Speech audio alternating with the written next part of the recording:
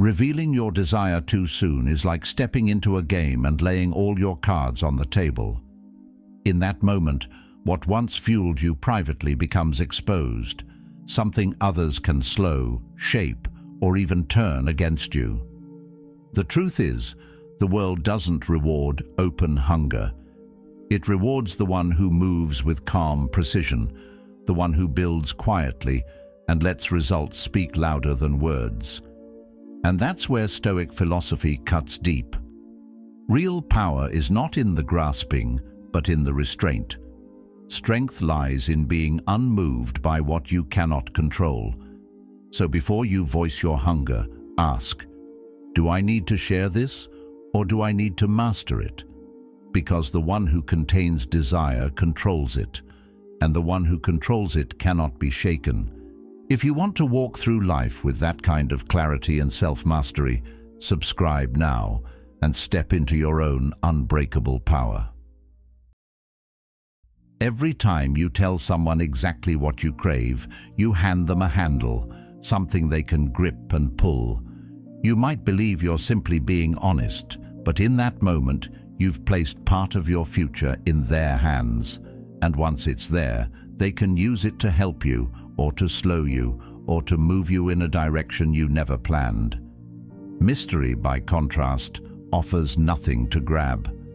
People rarely strike at what they don't understand. They strike at hunger because hunger is predictable. When you reveal it, you give them the blueprint. The moment your hunger becomes visible, it becomes measurable, and once it's measurable, it's manageable, not by you, but by them. This is how advantage quietly slips away. In any form of negotiation, the predictable side is the weaker side. The person who moves without revealing their next step is far harder to block. Blaise Pascal once said, "The less people speak of their greatness, the more we think of it." Silence creates a kind of gravity. It makes people pay attention without you having to demand it.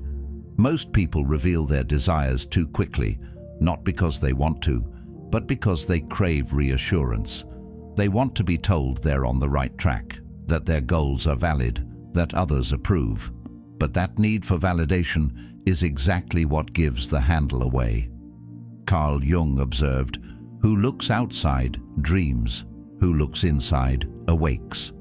If you're always looking outward for confirmation, you're giving control of your path to others before you've even begun to walk it yourself. Desire itself is not the problem, it's the fuel for creation and progress. But exposed desire is fragile. It becomes subject to other people's timelines, their doubts, even their insecurities. Someone who knows you desperately want a certain role can keep you waiting for it.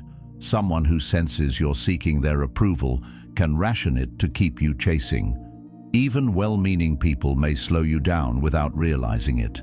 This is why those who truly understand power rarely announce their intentions. They protect their inner fire, not because they lack ambition, but because they know it burns brightest when shielded. There's a paradox here. The less you talk about what you're building, the more freedom you have to actually build it. Withholding details gives you the space to pivot without judgment, to fail without an audience, and to adapt without pressure. People will always try to fit you into a story they understand. If you reveal too much too soon, you give them the outline, and they'll start writing it for you. If you say little, they're forced to guess. And in their guessing, you remain unconfined. This isn't about secrecy for the sake of secrecy, nor about playing manipulative games. It's about ownership. Once your desire leaves your lips, it no longer belongs entirely to you. It becomes open to interpretation and influence. Aristotle wrote, "The self-controlled person is free." Guarding your ambitions until they're strong enough to stand on their own is self-control in action, and with it comes freedom. When you keep your desires contained, you're free to explore them without interference. You can change direction without having to justify yourself. You can succeed without being undermined and fail without others keeping score. The fire still burns, but it burns where only you can tend it. This doesn't mean never sharing your goals. It means sharing them only when doing so no longer threatens the outcome. Consider the difference between someone who loudly announces they're chasing an opportunity and someone who simply arrives already having secured it. The first invites opinion, distraction, and often resistance. The second commands quiet respect. There's nothing to argue against because the work speaks before they do. That's the strength of guarding your desires until they've matured into reality. You bypass the obstacles you'd otherwise have to fight through. In the end, the handle you give others is optional. You can hand it over or you can keep it. But once you give it away, you can't decide how it's used. The Stoics believed that peace doesn't come from getting everything you want, but from mastering how you relate to what you want. The world will always test what it sees. If it sees your hunger, it will test your patience. If it sees your ambition, it will test your endurance. If it sees your weakness, it will test your limits. But if it sees nothing, it has nothing to push against. The strongest position you can hold is one where your desire is known only to you, where your actions are deliberate, but your motives remain your own. In that space, you're not being pulled by invisible strings, you're holding them. And the moment you hold them, you decide the game. Once others can see what matters most to you, they can measure you by it. And what they can measure, they can manipulate. It's like carrying around a treasure map with the X marked in bright red.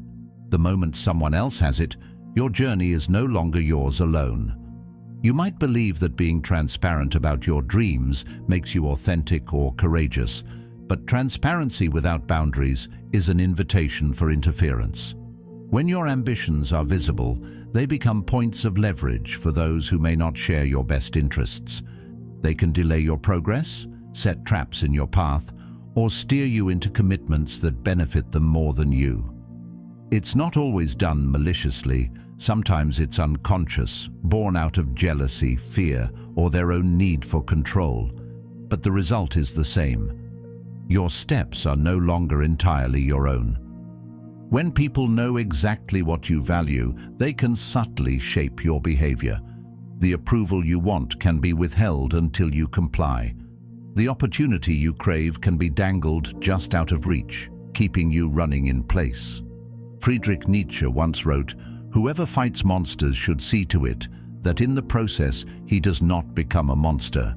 In the same way, whoever seeks something precious must be careful not to give others the means to turn that pursuit into a leash." The danger isn't in wanting, it's in letting that want become public property before it's strong enough to survive outside influence. In politics, business, even personal relationships, the visible target is the easiest to hit. If people can predict what you'll chase, they can predict how to control you. Think about it. A negotiator who knows you want the deal more than they do will shape the terms to their advantage. A partner who knows you can't bear to lose them can test boundaries with less fear of consequence. A colleague who knows you're after a promotion can subtly undermine you to remove competition. These situations don't require aggression to be effective. They simply require knowledge of your priorities. Knowledge becomes a quiet form of power. Carl Jung warned, "Until you make the unconscious conscious, it will direct your life, and you will call it fate." In this context, if you're unconsciously revealing your core motivations, you might interpret the resulting struggles as bad luck, when in fact, they're the product of giving away too much information. The more openly you display what drives you, the easier it becomes for others to adjust the environment in ways that keep you dependent or distracted. There's a subtle but important difference between influence and manipulation. Influence can be mutual and respectful. Manipulation is one-sided and serves the manipulator. When your priorities are too visible, you give people the raw material for manipulation. They don't even have to oppose you directly. They can simply offer partial satisfaction, knowing you'll keep moving toward the reward they control. Over time, this erodes independence. You become reactive rather than proactive, waiting for permission or opportunity instead of creating it yourself. The most strategic individuals often appear calm, detached, and hard to read. This isn't because they lack passion, it's because they've learned the value of containing it. They understand that power flows to those who cannot be easily measured. Aristotle noted, "The more you know, the more you realize you don't know." That humility becomes a shield, allowing you to move without showing all your cards. It's the awareness that not everything must be displayed, and that what remains unseen can't be used against you. When you appear unpredictable, you preserve the ability to surprise, to negotiate from strength, and to move without resistance. It's not about hiding everything or becoming so guarded that you can't form trust. It's about deciding when and how much to reveal. A diamond locked away in a vault isn't less valuable because no one sees it. In fact, its security ensures it retains its worth. Likewise, your deepest priorities should be kept where they can grow without premature exposure. Once they're solid, once the groundwork is done, you can bring them into the open from a position of stability rather than vulnerability. The paradox is that when you're less visible in your pursuit, you often appear more powerful. People sense direction, but not destination. They see progress, but can't pinpoint motive. This uncertainty works in your favor. It makes others cautious, sometimes even hesitant to interfere, because they can't predict how you'll respond. In the space created by their uncertainty, you're free to act decisively. It's tempting to believe that openness will always be rewarded, that the world will meet your honesty with respect. But reality is more complicated. Not everyone will see your goals through the same lens you do. Some will project their insecurities onto them.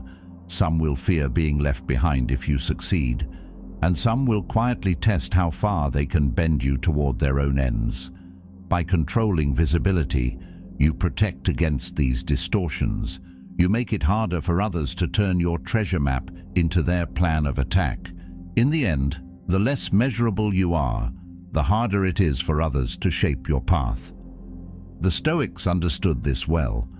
They taught that while you cannot control the world, you can control how much of yourself you offer to it. Marcus Aurelius wrote, "You have power over your mind, not outside events. Realize this, and you will find strength." Guarding the visibility of your deepest motives is one of the ways you keep that power. You choose what to share, when to share it, and with whom. You decide whether your treasure map stays in your pocket or becomes a public document. And in that choice lies the freedom to walk your path without anyone else holding the compass. We're told openness is noble, that speaking our desires is courage. It's the kind of advice that sounds warm, safe, and almost universally agreed upon. But if you've lived long enough, you know that courage is not the same as exposure. There's a difference between standing firm in your values and handing over the most intimate details of your inner world for anyone to use as they please. Real courage often looks quieter. It's not the dramatic declaration or the public confession. It's the decision to protect what matters most until it's strong enough to face the world. Words, once spoken, live outside your control. They take on a life of their own, passed from person to person, altered, questioned, or used in ways you never intended. The belief that saying what you want is always empowering overlooks a hard truth. Once you've revealed it, you can't take it back. It's no longer yours to shape. You may think you're building connection or trust, but sometimes you're building dependency, giving others the tools to influence, slow, or redirect you. Friedrich Nietzsche once said, "Silence is worse. All truths that are kept silent become poisonous." Yet the poison here is not in holding back every truth, but in misjudging which ones are safe to expose and when. There is wisdom in discernment, in choosing which truths to share and which to protect until they can stand unshaken. There's a quiet kind of strength in being deliberate with your voice. You might see others broadcasting every goal, every intention, every vulnerability, believing this makes them authentic, and in some settings it can. But in the arenas where power is at stake, whether that's in business, relationships, or personal ambition, reckless openness is less a badge of courage and more an invitation for interference. When you speak too soon, you open the door for doubt, critique, and manipulation before your idea or goal has the chance to grow. Carl Jung observed, "People will do anything, no matter how absurd, to avoid facing their own souls." Many reveal their desires without realizing they're being driven by unconscious needs. The need to be seen, to be approved of, to feel significant. They mistake this impulse for bravery, not realizing it can leave them exposed to forces that don't have their best interests at heart. What feels like a bold move can quickly become a weakness, especially in the hands of someone who knows how to turn your openness into leverage. True courage is not in telling the world everything you want. It's in holding your ground when the world presses you to speak before you're ready. It's in keeping certain ambitions private so they can be pursued without distraction or distortion. Aristotle said, "Patience is bitter, but its fruit is sweet." In this sense, self-control in speech is as vital as self-control in action. The freedom comes not from hiding, but from patiently choosing the timing, the audience, and the amount you share, knowing that the right moment will give your words far greater weight. You've probably felt the pull before, that urge to announce your plans, to gain momentum through public accountability, and sometimes it works. But it also binds you to a path that others now feel entitled to comment on or direct. The more voices in your ear, the harder it becomes to distinguish your own. And once you've tied your motivation to external validation, you risk losing momentum when that validation fades. Openness can become a chain rather than a key. The paradox is that the people we most admire for their strength often reveal the least while they're in the middle of building something important. They don't need to broadcast their every move to feel confident in it. They let the results speak, and because of that, those results carry more weight. When you finally see what they've been working toward, it feels inevitable, as though it was always meant to be, because you never saw it being weakened by doubt or pushed off course by outside interference. This doesn't mean living in isolation or never sharing your hopes. It means being strategic, as you would in any game worth winning. Imagine playing chess and narrating your next move to your opponent before you touch the piece. You wouldn't, not because you're afraid, but because it would be foolish to surrender the element of surprise. Life works the same way. You guard certain truths not out of fear, but because they matter enough to protect. Silence, when chosen with intention, is not a lack of courage. It's a shield for what is still in the making. It creates space for you to act without having to justify, defend, or constantly re-explain your position. Marcus Aurelius advised, "The more we value things outside our control, the less control we have." Broadcasting your desires too soon places them in the realm of the uncontrollable, where anyone's opinion or action can influence their direction. Keeping them within your control until they're ready gives them the best chance to survive and thrive. The truth is, the world doesn't stop to honor every declaration of intent. It tests it, it pokes at it, questions it, sometimes mocks it. If your goal is still fragile, it may not survive that pressure. But if you wait, if you nurture it in private, strengthen its foundation, prepare it for the challenges ahead, then when it does meet the world, it will stand. And when it stands, it won't matter who questions it, because it won't be dependent on their approval to exist. So courage is not just in the speaking, it's in the waiting, the protecting, the choosing. It's in knowing that not all truths are ready to be carried outside. Some need to be guarded like seeds, planted deep and given time to take root before they break the surface. And when they do, they will be far harder to uproot, not because you hid them out of fear, but because you had the courage to give them the protection they deserved. Hunger is something people sense before they see. It's not always about the words you say. It's in your tone, your eyes, the way you react when certain topics come up. People pick up on it instinctively, like an animal catching the scent of food on the wind, and once they recognize that hunger, the dynamic shifts. If they know you're desperate for approval, they'll ration it, giving you just enough to keep you coming back. If they know you're desperate for success, they'll dangle it in front of you, keeping you moving toward their conditions. Even friends can unconsciously do this, not out of cruelty, but because it's human nature to respond to visible need. Where there's hunger, there's an opening, and openings are hard to ignore. The moment your hunger becomes obvious, it becomes leverage. Approval, opportunity, recognition. These things can be withheld, delayed, or granted on someone else's terms. They may not even be aware they're doing it. It's simply the way people operate when they know what matters most to you. Seneca once said, "If you would be loved, love yourself."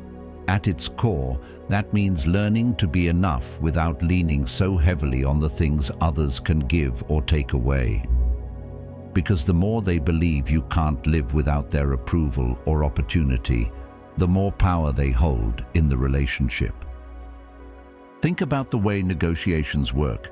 If one side knows the other is unwilling to walk away, the terms change. The hungrier side accepts less because they fear losing everything. This happens in business deals, in relationships, in friendships, in careers. When hunger is too visible, you lose the ability to set boundaries because everyone knows exactly how far you're willing to go to get what you want. And in that imbalance, control slips away quietly. This doesn't mean you have to kill your hunger. Desire is the fuel that pushes you to grow, to improve, to create. But desire without discipline leaks through your behavior, and when it leaks, it can be used against you. The most powerful individuals know how to contain that energy. They may want something as deeply as anyone else, but they've learned to keep it behind a calm exterior. It's not about pretending you don't care. It's about not letting your need dictate your actions in ways that give others control. You've probably seen this in social situations. The person who desperately wants to be accepted will overextend themselves, agree to things they don't enjoy, laugh too hard at jokes that aren't funny, all in the hope of securing a place in the group. The group senses the imbalance, even if unconsciously, and begins to expect that person to bend. The hunger for acceptance reshapes the dynamic, and the one who wants it most becomes the one with the least influence. Even in friendships, hunger can shift the balance.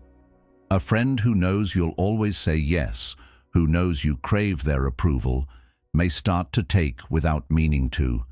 They may test limits simply because they sense you won't push back.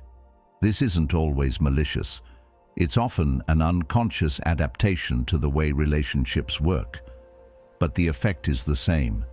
Your willingness becomes expectation, and expectation becomes a form of quiet control. The paradox is that when you appear less hungry, you often attract more of what you want. People are drawn to those who seem content within themselves, who don't seem to be chasing anyone's approval. There's a calm confidence in that posture, a sense that you could walk away at any moment and still be whole. It's not about arrogance, it's about stability. When you can move towards something without showing desperation, you keep the ability to choose on your own terms. Managing hunger isn't the same as hiding it forever. It's about timing and expression. There are moments to show your enthusiasm, to state your goals clearly, to reach out with genuine interest. But those moments are most effective when they come from a place of choice rather than need. If you can wait until you're standing on solid ground before revealing your deeper ambitions, you make it harder for anyone to use them against you. The truth is, people will always react to hunger. Some will respond generously, offering help and encouragement. Others will ration their support to keep you coming back. And some will use it to build a structure where you're always the one chasing. The less you allow that hunger to dominate your presence, the more control you keep over which of those reactions you receive. In the end, it's not about denying what you want. It's about refusing to let it control the way you move through the world. Hunger should be your engine, not your leash. When you master the ability to keep your strongest desires from showing as weakness, you change the game entirely. You stop being someone whose path can be quietly adjusted by the hands of others, and you start being someone whose direction is decided from within. And in that quiet shift, from visible hunger to contained strength, you reclaim the power that so many give away without even knowing it. The clearer your intentions, the easier you are to anticipate. And once you're anticipated, you can be countered. Life is not so different from a strategic game. If your opponent knows your next move, they've already started plotting against it before you've even acted. Predictability is the grave of control. It's where momentum goes to die, quietly, without you realizing it. People may nod, smile, even encourage you, all while making adjustments to ensure you never move faster than they're comfortable with. That's why the person who seems to chase nothing while quietly building everything becomes so dangerous. No one knows where to block because no one is certain where they're going. This is the paradox of subtlety. The less people can read you, the less they can stop you. A predictable path gives others time to prepare, to place obstacles in your way, to limit your options without your noticing. But an unclear path forces them to wait, to guess, to hesitate. That hesitation is where your power lives. Carl Jung once wrote, "In all chaos there is a cosmos, in all disorder, a secret order." The person who appears to move without an obvious target is often the one following the deepest order, an order only they can see, hidden beneath stillness and misdirection. Predictability is not just about revealing your end goal, it's about revealing your patterns. Maybe it's how you always react to certain challenges. Maybe it's how you announce every step you take, thinking it will inspire trust or support.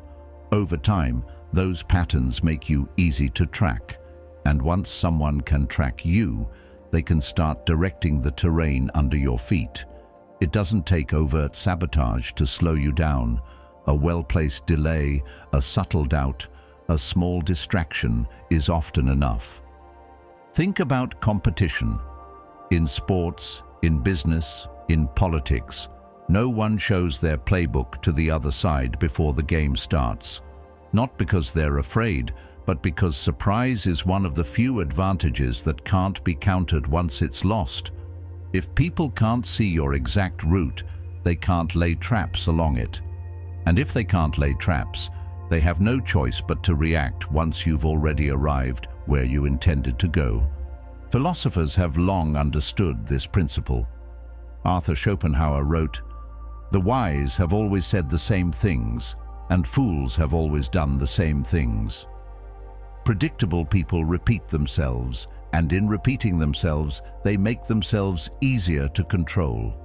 When your movements can be mapped from your past behavior, others stop treating you as a factor they must account for and start treating you as a variable they can manage. That's the danger of being too transparent with your intentions. You become part of someone else's calculation. There's also a psychological weight to unpredictability. When people can't read you, they often project their own fears or hopes onto you. This can work to your advantage. Instead of revealing your plan, you let them invent one in their own mind, often overestimating your reach or influence. Their uncertainty makes them cautious, sometimes even overly cautious, giving you space to move freely. This is the kind of control that doesn't require force. It only requires restraint. Restraint, however, isn't about hiding everything forever. It's about knowing what to reveal and when. The person who appears to reveal nothing can come across as suspicious, even alienating. But the one who reveals selectively, small pieces that hint at movement without exposing the full design, keeps others interested but never certain. It's the balance between mystery and connection, where people feel close enough to you to stay engaged, but not so close that they can predict your next step. Predictability often comes from a desire for validation.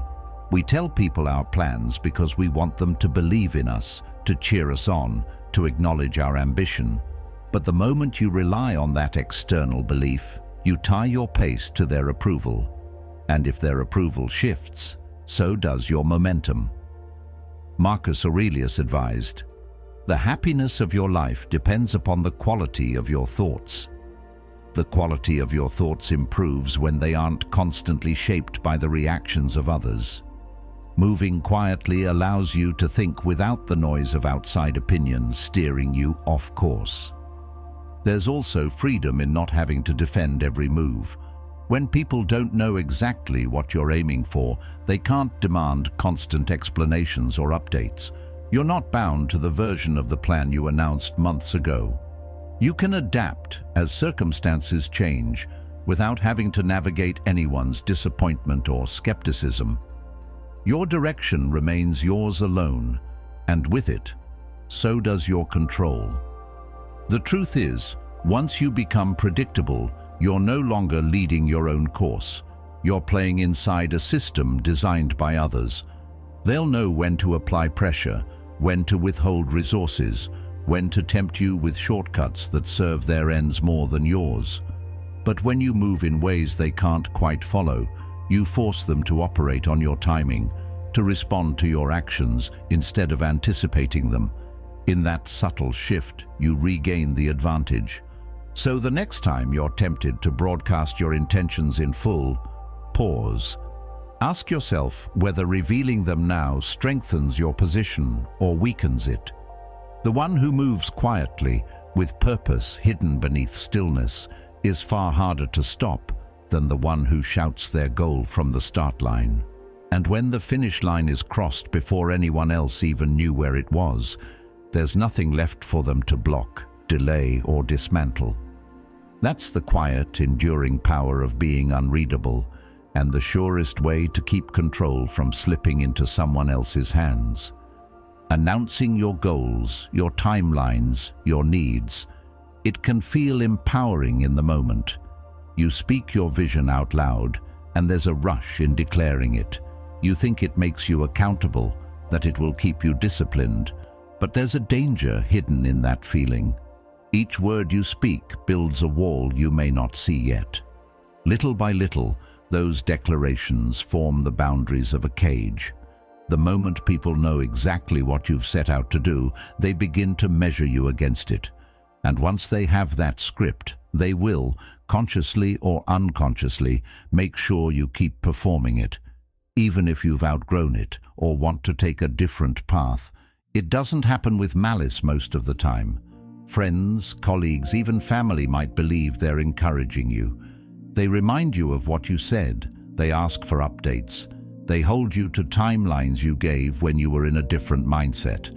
But what if those timelines no longer serve you? What if the goal itself has evolved? The cage of your own words leaves little room for quiet adaptation. Friedrich Nietzsche once said, "No one can build you the bridge on which you, and only you, must cross the river of life." Yet when you've handed over your plans, you've invited others to start building that bridge for you, in their style, at their pace, for their idea of where you should end up. There's also the problem of perception. Once you've made your intentions public, you're no longer free to fail quietly. Every misstep becomes visible, and every change of direction risks being seen as weakness or inconsistency. The truth is, most people are more comfortable holding you to your past words than watching you change in real time. When you announce a dream, you've given it a shape in their minds, and if you try to reshape it later, they may resist, not because it's wrong, but because it disrupts the story they've built around you. Carl Jung wrote, "The most terrifying thing is to accept oneself completely. That acceptance includes the freedom to evolve without permission, something that's harder to claim when you've promised the world a fixed version of yourself." Even in professional settings, over-disclosure can trap you. Tell your manager every step of your career plan, and you might find your opportunities shaped or limited by that vision, even if your interests change. Announce every project milestone too soon, and you may end up spending more time justifying delays than actually doing the work. The cage here isn't built out of bad intentions, it's built from the constant reinforcement of the expectations you've set. Once the world believes it knows what to expect from you, it becomes harder to surprise them, and harder still to surprise yourself. There's a reason some of the most effective people reveal their plans only after the results are visible. When you build quietly, you keep the flexibility to pivot, to scrap ideas that aren't working, to explore side paths without explaining yourself. You can move faster when you're not dragging the weight of everyone's anticipation behind you.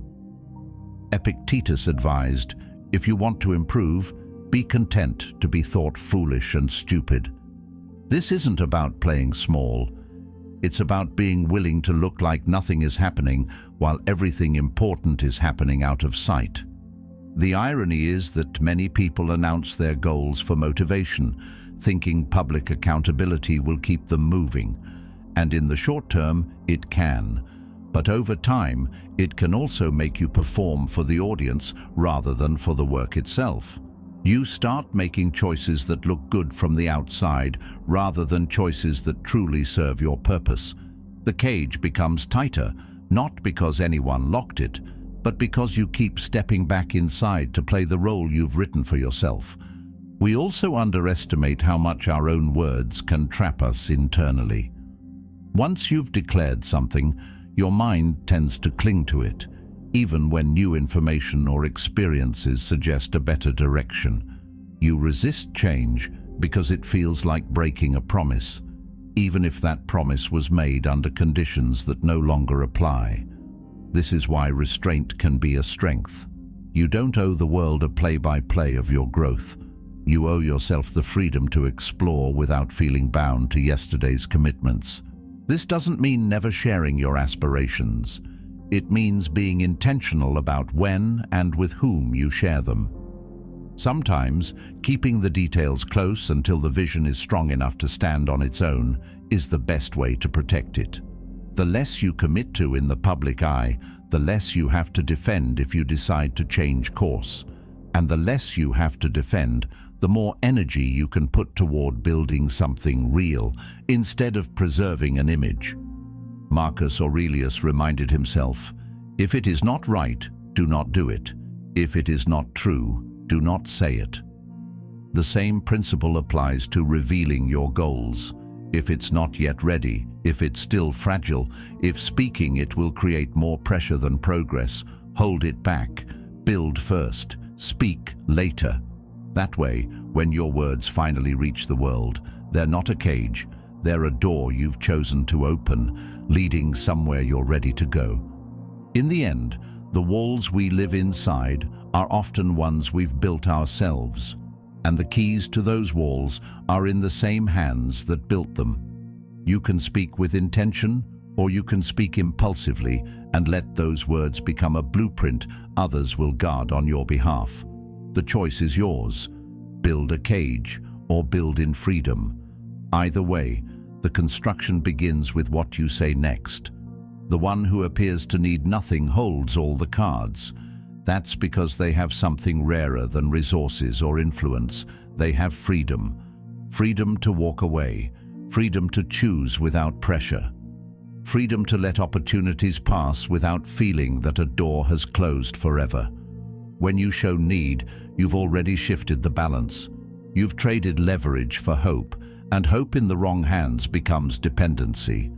In that moment, you no longer control the game. You're waiting for someone else to decide how it will play out. And the truth is, people treat you differently when they sense you can't afford to walk away. It's human nature. The seller who knows you're desperate for their product raises the price. The employer who knows you'll do anything for the job offers you less. Even in relationships, if someone believes you can't bear to lose them, they stop worrying about losing you. Seneca once wrote, "He who needs riches least enjoys riches most." That principle extends beyond wealth. The less you appear to need something, the more power you have in deciding how it enters your life. When you stand in a place where your happiness, stability, and sense of self are not dependent on any one outcome, you shift from being controlled to being in control. Need changes the way you communicate, even if you don't realize it. It seeps into your tone, your timing, the way you respond to silence. It can make you agree too quickly, lower your standards, or rush decisions that should be given time, and the person on the other side, whether consciously or not, picks up on it. The irony is that most people show need because they believe it will inspire generosity. They think their honesty about how badly they want something will make others more inclined to help them. Sometimes it does, but more often it inspires calculation. It makes people think, if they want it this much, what else would they give up to get it? And just like that, the negotiation stops being about what's fair and starts being about how much you're willing to sacrifice. To be clear, wanting something isn't the problem. Want is natural. It drives ambition, effort, and creativity. But want that's visible as need puts you in a weaker position. The difference lies in how you carry it. You can have a strong desire for something while projecting the ability to live without it. That posture changes everything. It tells the world, I choose this, but I am not owned by it. And when you send that signal, you're far harder to manipulate. This is why the ability to walk away is so powerful. It's not about arrogance or playing hard to get. It's about maintaining the freedom to say no, even to something you really want, if the terms compromise your dignity, your principles, or your long-term well-being. The moment you believe you can't walk away, you've given up the strongest position you can have. Need makes you predictable, and predictability makes you negotiable. Once people know exactly what will sway you, they can shape the conversation around it. They can stall until urgency forces you to accept less. They can sweeten the deal just enough to keep you hooked without ever giving you what you truly deserve. But if they can't read your breaking point, if they don't know whether you'll wait, pivot, or move on, they're forced to treat you with more respect. Uncertainty keeps you valuable. Building that posture starts from within. It's not about pretending you don't care. It's about actually creating a life where you're not dependent on one outcome. Diversify your opportunities. Strengthen your skills. Build your self-worth on something deeper than someone else's approval or a single door opening. The less you lean on one thing to validate you, the less leverage anyone has over you. In personal relationships, this dynamic is just as real. When someone knows you'll tolerate anything to keep them, they'll test how far that tolerance goes, sometimes without even realizing it. But when you carry yourself in a way that says, I want you, but I don't need you, the entire interaction changes. Respect grows because they know you are there by choice, not by dependence. That choice makes your presence more meaningful. The same holds true in business. The entrepreneur who can turn down bad investors waits for the right ones. The professional who can say no to underpaid work gets better offers. The negotiator who can step back from a deal that feels wrong is the one who eventually finds a better one. This isn't luck. It's the result of refusing to let need dictate decisions. In the end, the posture of needing nothing is less about denying desire and more about mastering it. It's about letting your wants fuel you without letting them chain you. The moment you realize you could walk away and still be whole is the moment you stop being negotiable in the wrong ways. And from there, every agreement you make, in love, in work, in life, comes from strength, not from the fear of losing what you think you can't live without. Silence forces others to imagine what you might be doing. It leaves empty spaces their minds feel compelled to fill, and often they fill those spaces with assumptions that work in your favor. They start to project their own fears, doubts, or even admiration onto you. Some will imagine you're building something far greater than you actually are. Others will worry you're planning moves they can't see. In that uncertainty, you gain freedom. Freedom to act without resistance. Freedom to change direction without having to explain yourself. The less they know, the less they can interfere, and the more space you have to operate on your own terms. When you speak too soon, you give away the shape of your plans. And once people see the shape, they start looking for the weak points. Even well-meaning people can sow doubt or distraction, not because they wish you harm, but because their opinions and fears inevitably become part of the conversation. The more voices you invite in, the more your path bends to fit them. Silence removes that problem. It allows you to develop ideas without distortion, to build without the weight of external expectation. In negotiations, silence is often the most potent move. The person who can wait out the other side's discomfort gains the upper hand. People rush to fill silence with concessions, explanations, or mistakes. It's human nature to interpret quiet as pressure. Blaise Pascal once said, "All of humanity's problems stem from man's inability to sit quietly in a room alone." This inability extends to interaction. Silence forces reflection, and reflection can be uncomfortable. That discomfort often leads to overcompensation, which you can use to your advantage. But silence is not about isolation or cutting yourself off from the world. It's about knowing when speaking serves you and when it serves others at your expense. There's a difference between being secretive and being strategic.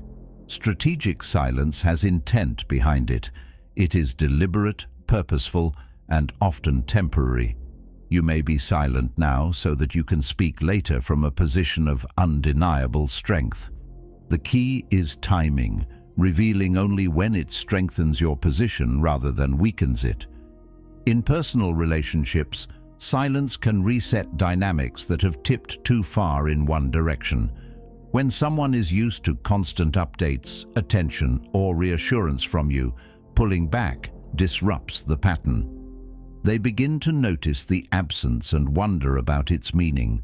This wondering can shift the balance of respect, making them reconsider how they engage with you. It's not about playing games, it's about no longer feeding a dynamic that drains you. Silence also gives you the rare advantage of surprise. In a world where everyone is broadcasting their every thought and move, the person who keeps something to themselves becomes unpredictable. Predictability is easy to counter. Unpredictability keeps people cautious. They can't prepare for what they can't see coming. And because they don't know, they hesitate. And in hesitation, they leave gaps you can move through without resistance. There's discipline in choosing silence. It requires you to resist the urge to defend yourself when criticized, to explain yourself when misunderstood, to seek validation when uncertain. These impulses are natural, but acting on them often trades long-term influence for short-term relief. By holding back, you preserve your leverage. You force others to draw their own conclusions, and often those conclusions grant you more credit than your words could have earned. Of course, silence is not a cure-all. There are moments when clarity and communication are necessary, when your voice must be heard to set boundaries or seize opportunities. The skill lies in knowing which moments build your position and which moments erode it. Aristotle said, "Knowing yourself is the beginning of all wisdom." When you know your own tendencies, whether you speak too soon, explain too much, or reveal too freely, you can correct them using silence as a counterbalance. In the end, silence is a weapon because it creates space, and space is power. It's in that space that others begin to wonder, overthink, and sometimes even dismantle their own positions without you lifting a finger. It's in that space that you can observe without being observed, plan without interference, and act without warning. The less you give away, the more control you keep. And when you do finally choose to speak, your words will carry the weight of everything you didn't say. You can want deeply and act decisively, but keep the flame behind glass. Desire that burns in the open is vulnerable. It can be blown out by doubt, by resistance, by the small but constant winds of other people's opinions. But when it's shielded, when it's tended quietly, the heat builds in a way that no outside force can touch. The world doesn't need to see your fire while it's still fragile. It only needs to see it when it's strong enough to stand on its own. By then, it's not just a flicker of possibility. It's a force that looks inevitable, almost untouchable, as though it was always meant to happen. The instinct to share is powerful. We want to talk about what excites us, to seek encouragement, to let others know we're moving towards something meaningful. But in doing so, we often expose the most delicate stage of our growth. The stage when a single careless word from someone else can make us question the whole thing. Carl Jung once said, "The privilege of a lifetime is to become who you truly are." That becoming is a private process before it is ever a public one. It takes time to build something worthy of the world's attention, and rushing that exposure can rob it of the protection it needs to take shape. There is a strength that comes from working without the constant gaze of others. When no one is watching, you're free to experiment without judgment, to make mistakes without them being tallied against you, to adapt without having to explain every change. The flame grows stronger in the quiet because it's fed by focus, not distraction. You don't waste energy defending your ideas before they're ready. You don't burn fuel keeping the fire alive for show. Every bit of heat goes into building something real. When you keep your desires private, you also protect them from being distorted. Even well-meaning people can bend your vision in ways you didn't intend. They offer advice, they make comparisons, they project their own fears, and suddenly the fire you started no longer looks like the one you imagined. Shielding it means you choose what influences it. You decide which ideas feed it and which ones starve it. In this way, you remain the sole keeper of its direction. Seneca wrote, "As is a tale, so is life, not how long it is, but how good it is." The same could be said for ambition. It's not about how loudly you speak it, but how well you build it. There's also an element of power in the reveal. When the world only sees the finished form, it creates a sense of inevitability, as though the result was never in doubt. People rarely see the long nights, the uncertainty, the false starts. All they see is the outcome, and because of that, they perceive it as effortless, even fated. This perception adds weight to your presence. It turns your accomplishments into something others admire, even envy, because they can't trace the steps back to their beginning. Working behind glass doesn't mean working in isolation. It means working with intention about what you share and when. You can still seek insight, still learn from others, but you do it with the awareness that not every opinion is worth inviting in. You recognize that some conversations strengthen your focus while others scatter it, and you choose the ones that keep the fire concentrated rather than diluted. Aristotle said, "Well begun is half done." The quiet work behind the scenes gives you room to start well, to build the right foundation without the pressure of appearing certain before you actually are. The discipline to keep something private until it's ready is rare in a world obsessed with constant updates. Social media conditions us to broadcast progress before it's even substantial.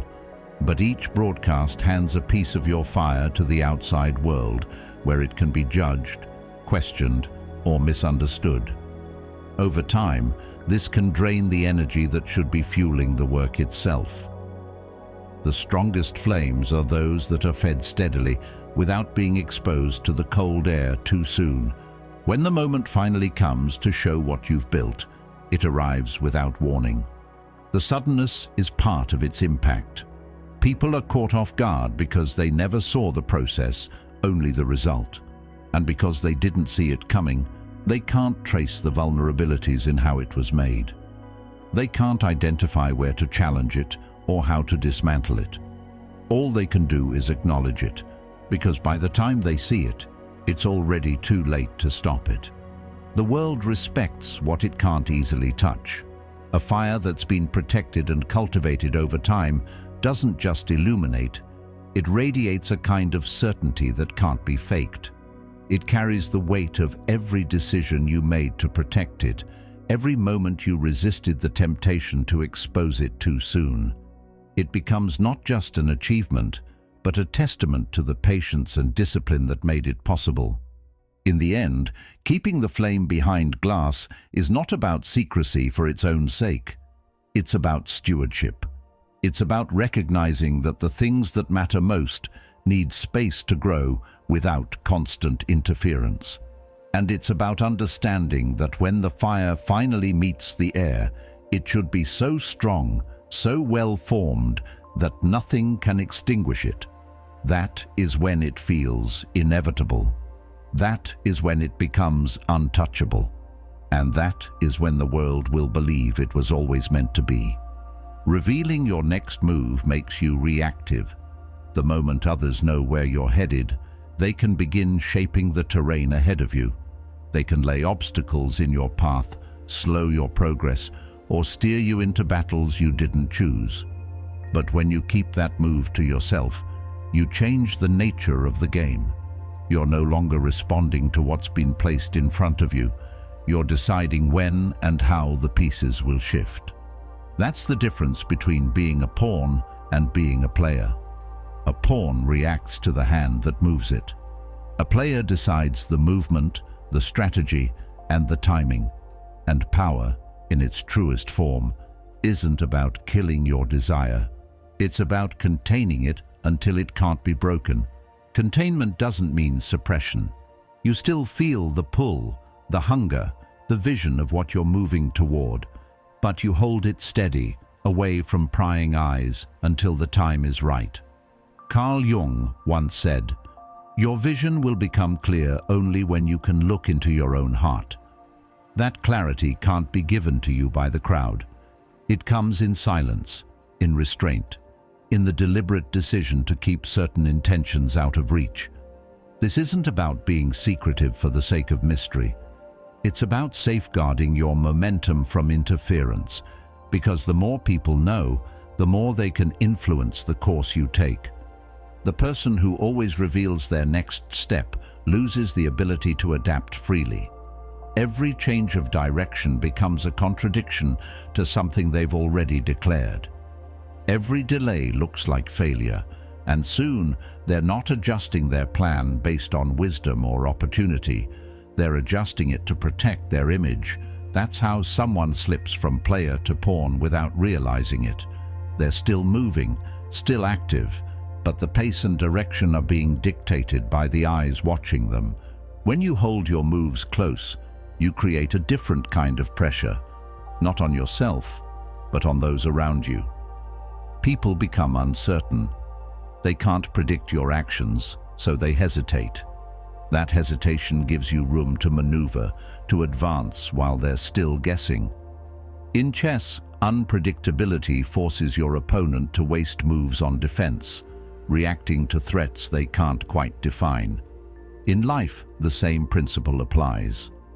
A well-placed silence, a withheld detail, a quiet progression can change the balance of power more effectively than any bold announcement. There's also a psychological shift that happens when you no longer feel compelled to reveal your direction. You start making decisions from a place of strength rather than a need for validation.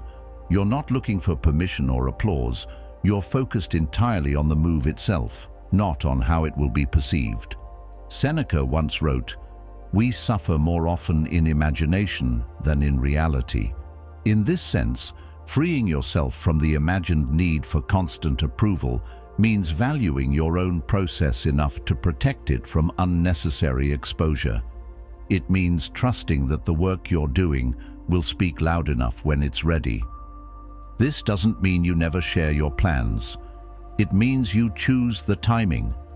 You reveal only when doing so adds strength to your position, not when it gives others an advantage over you. There's power in surprise, in arriving with something complete that no one had the opportunity to sabotage or dilute.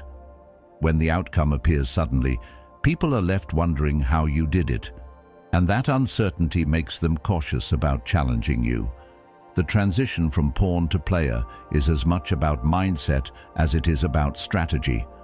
A pawn accepts the conditions it's given. A player shapes them. That shift begins when you stop giving away the map to your intentions. Even in close relationships, this approach can be vital. When you tell someone every move before you make it, you invite their expectations, their timelines, and their pressures into your decision-making. Sometimes they mean well, but good intentions don't remove the weight of influence. By holding certain things for yourself, you preserve the space to grow in the direction you know is right, not the direction others are most comfortable with. The real art is in knowing what to share and what to guard.